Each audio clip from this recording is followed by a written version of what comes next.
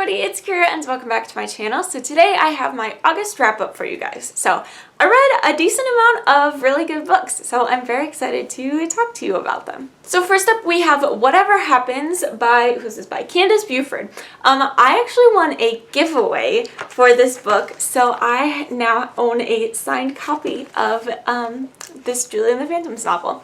So this is about Julie and Luke's last, good day before they meet each other. For Julie, it's one of the last days before her mom got really sick, and for Luke, it's the day before the Orpheum performance. If you haven't seen Julie and the Phantoms, go watch it. The 1-year anniversary is on Friday this week, so that's September 10th, and it will be 1 year since the show premiered over on Netflix. Don't know how much more I can scream about it to you, but it's an amazing show, incredible music, and great acting. It's only 4.5 hours of your time, so please go watch it. But this is a really cute book. I mean, there's not a whole lot to it, but it was fun hearing more about the characters' backstories and everything like that. So yeah. After that, I read I Hope You Get This Message by Farah Naz Rishi. It has been on my list since it came out. I actually follow the author on Twitter, so I remember being very excited about it and then just never got around to reading it. So I finally did this past month. So this follows 3 teenagers when the world is going to end. So the world has received this message from aliens and they're like, we're going to destroy the planet in 7 days.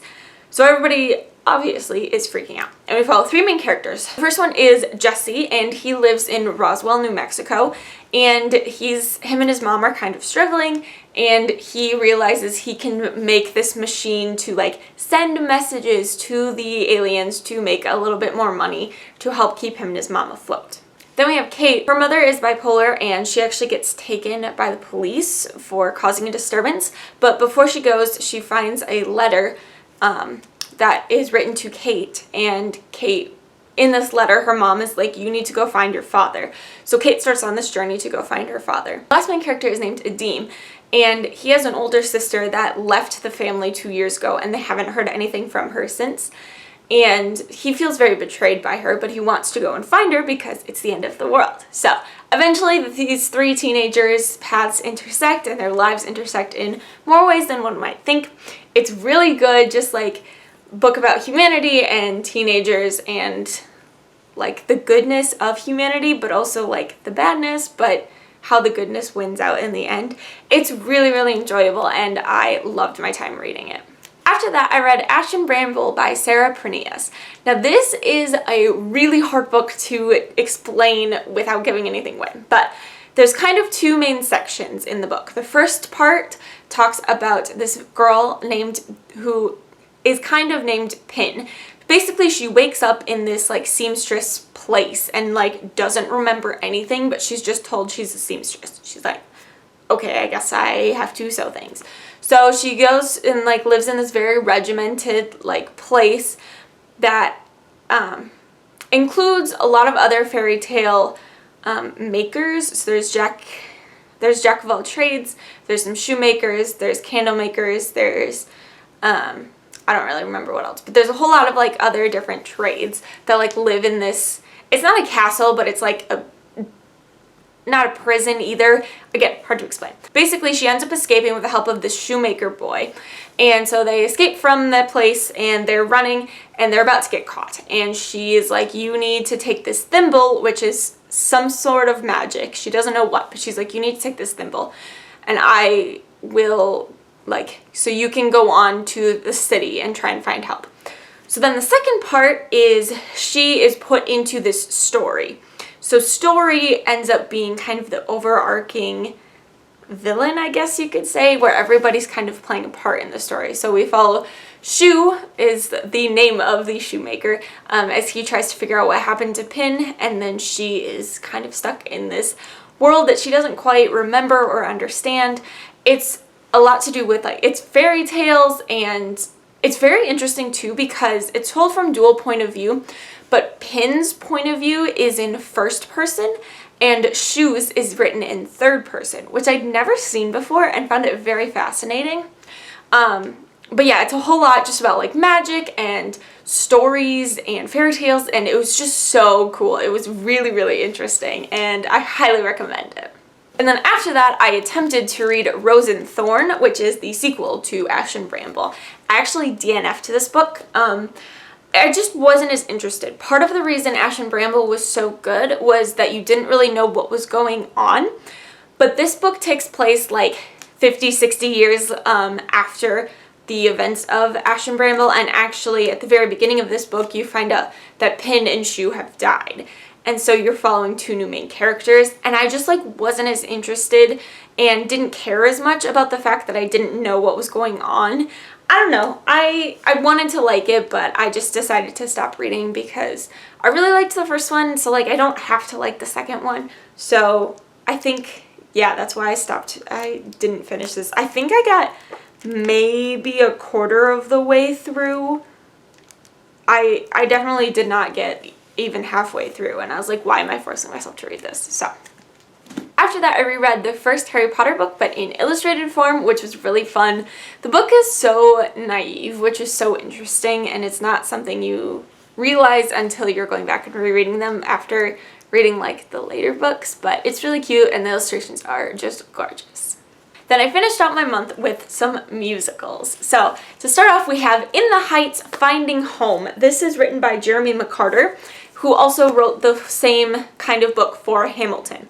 So basically this has all the lyrics to the original show of In the Heights and documents the story of the creation of the musical from its very inception to when the movie got made. So it has stuff about the original production on Broadway and the movie, which is really cool too. The book was finished writing like during the pandemic because the movie actually got delayed. It was supposed to come out summer of 2020, but then obviously stuff happened and they couldn't release it, so then it came out this past summer because they wanted to still do a summer release.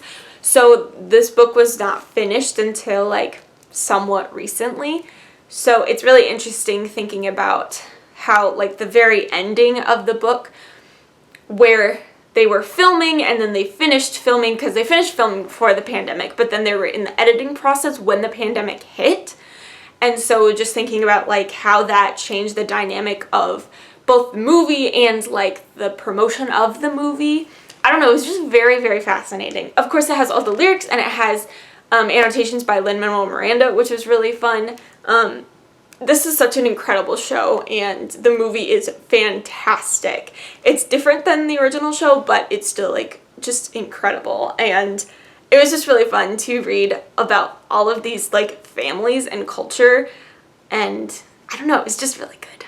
And then I finished out the month with Working on a Song by Anais Mitchell. So this is the woman who wrote the musical Hadestown. So this is all of the lyrics to Hadestown. Now this one is a little bit different from the Jeremy McCarter one because this one is actually written by the writer of the show. Basically, she had been working on Hadestown since 2007. The show didn't premiere on Broadway till like 2019. So there's a whole long stretch of time in there in which things changed. So it has all the lyrics to each song, and it just goes song by song. And then after each song, it has a section of just notes from the songwriter. And she talks about how different things changed between performances and productions of it in the whole evolution of the musical. So one of the interesting things I found about this was like the character of Orpheus changed a lot, because there are a lot of Orpheus lines in here that if you think about them, they could be considered very arrogant, and that's kind of how they originally had him being.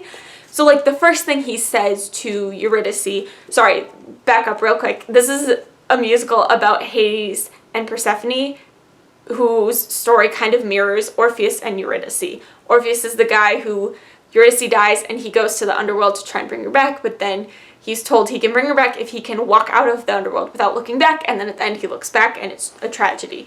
And it's really sad.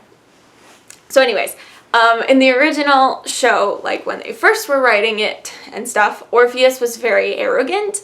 And like the first words that he says to Eurydice are, "Come home with me." And she says, "Who are you?" And he says, "The man who's going to marry you." So like that can very easily be construed as arrogant.